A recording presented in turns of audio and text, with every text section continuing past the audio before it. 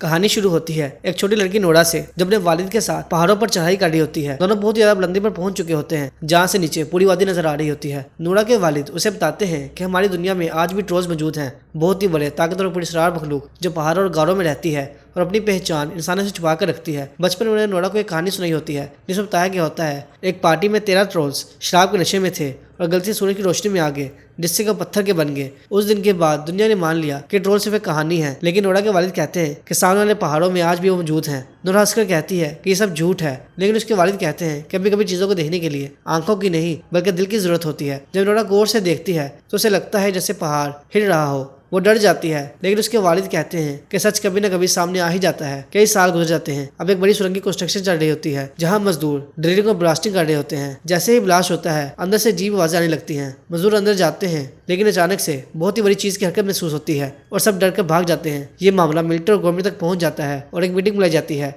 इस मीटिंग में अब बड़ी हो चुकी नोरा को भी बुलाया जाता है जो कि मशहूर साइंटिस्ट बन चुकी है और पुरानी मखलूक पर रिसर्च करती है। सब लोग इवेंट की फुटेज देखकर कहते हैं कि सब तूफान और भूकंप की वजह से हुआ होगा, लेकिन नोरा फुटेज को गौर से देखकर कहती है कि उसे जमीन पर बहुत ही बड़े पाँव के निशान नजर आए हैं। सब उसकी बात पर हंस देते हैं क्योंकि उन्हें ये मजाक लगता है। तभी लड़की अंदर आती है और बताती है कि सुरंग से एक और नई वीडियो आई है। स्क्रीन पर सब देखते हैं कि वहाँ से एक बहुत ही बड़ा दानव जैसा क्रीचर बाहर निकल रहा होता है। सब हैरान रह जाते हैं। मंजर बदलता है और एक दरिया के किनारे मौजूद एक पुरस्कून घर जहाँ एक बुढ़ा आदमी अपनी बीवी के साथ रहता है। उनका कुत्ता जोर जोर से भौंकने लगता है जैसे उसने किसी खतरे का एहसास किया हो। अगले ही लम्हे जमीन हिलने लगती है और पूरा घर कांप उठता है। दोनों अपनी जान बचाने के लिए भागकर नीचे बेसमेंट चले जाते हैं। वो बहुत तेज आवाजें और धमाके सुनाई देते हैं जैसे कोई बहुत ही बड़ा जानवर घर को तोड़ रहा हो। जब सब कुछ खामोश होता है और वो ऊपर आकर देखते हैं तो उनका पूरा घर मलबे में बदल चुका होता है। इस वाकये की इन्वेस्टिगेशन के लिए नोरा उसका साथी एंड्रियास वहां पहुंचता है। वहां उनकी मुलाकात कैप्टन क्रिस्टोफर से होती है जो बताता है कि दरिया की दूसरी तरफ एक बहुत ही बड़ा साया आया था और उसने घर तोड़ दिया। जमीन पर बहुत बड़े बड़े पाँव के निशान मिलते हैं जो तकरीबन 3 किलोमीटर दूर तक जाते हैं, लेकिन फिर अचानक से गायब हो जाते हैं। ये बात सबको हैरान कर देती है कि इतना बड़ा जानवर आखिर गया कहाँ।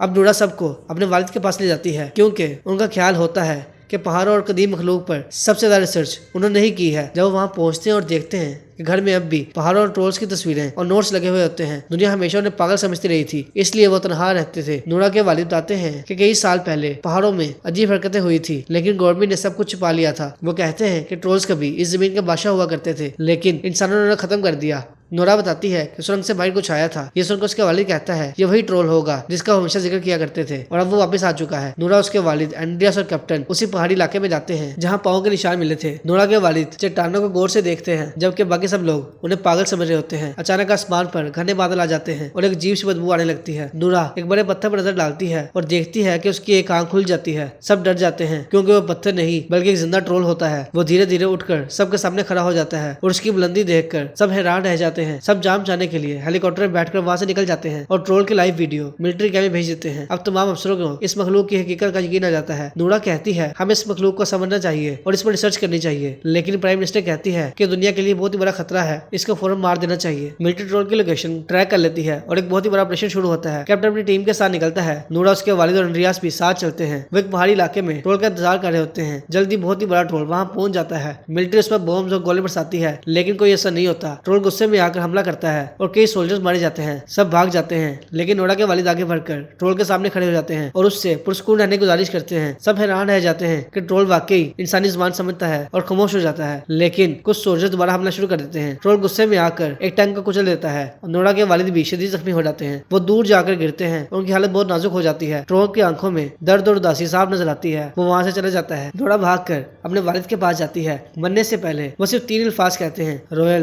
पैलेस, घर, और फिर उनकी मौत हो जाती है। नोरा टूट चुकी होती है। वो अपने वालिद के नोट्स पढ़ती है और उसे पता चलता है कि ट्रोल्स को चर्च की घंटियों की आवाज से सबसे ज्यादा परेशानी होती थी, इसलिए वो हमेशा चर्च पर हमला करते थे। नोरा ये बात मिलिट्री को बताती है और कहती है कि हमें बॉम्ब्स के बजाय घंटियों का यूज करना चाहिए। उसे एक मौका दिया जाता है। वो हेलीकॉप्टर्स पर बड़ी बड़ी चर्च की घंटियां लगवाती है और उन्हें ट्रोल के गिर्द उड़ाया जाता है। घंटियों की आवाज से ट्रोल बहुत ज्यादा परेशान हो जाता है और गुस्से में हेलीकॉप्टर हमला शुरू कर देता है। इसी दौरान एक बच्ची नीचे गिरने लगती है, लेकिन ट्रोल उसे डूबने से बचा लेता है। ये देखकर सबको एहसास होता है कि ट्रोल इंसानों को नुकसान नहीं पहुंचाना चाहता। करता। इसके बावजूद नोरा नाकाम होती है, उसे मिशन से हटा दिया जाता है। अब गवर्नमेंट फैसला करती है कि ट्रोल को मिसाइल से तबाह करना ही ठीक रहेगा। शहर खाली करवा दिया जाता है और लोग घर छोड़कर भाग जाते हैं। नोरा को समझ नहीं आता कि अब क्या करे। तब उसे अपने वालिद के आखिरी अल्फाज याद आते हैं, रॉयल पैलेस। वह एंड्रियास के साथ किंग पैलेस पर पहुंचती है। वहाँ चीफ मिनिस्टर से मिलती है। वह बताती है कि ट्रोल शायद वहीं आएगा। चीफ बताता है कि जहाँ आज रॉयल पैलेस है वहाँ पहले ट्रोल्स की बादशाही गढ़ होता था। इंसानों ने ट्रोल्स को मारकर उनकी जमीन पर अपना महल बना लिया। सिर्फ ट्रोल का बच्चा बच गया था जिसे अंधेरी गाड़ों में भेज दिया गया था। शायद वही ट्रोल बड़ा होकर अपने घर वापस आया है। चीफ उन्हें एक खुफिया जगह पर ले जाता है जहाँ बहुत ही बड़े ट्रोल्स के स्केलेटन पड़े होते हैं, यानी इंसानों ने वाकई ट्रोल्स को खत्म कर दिया था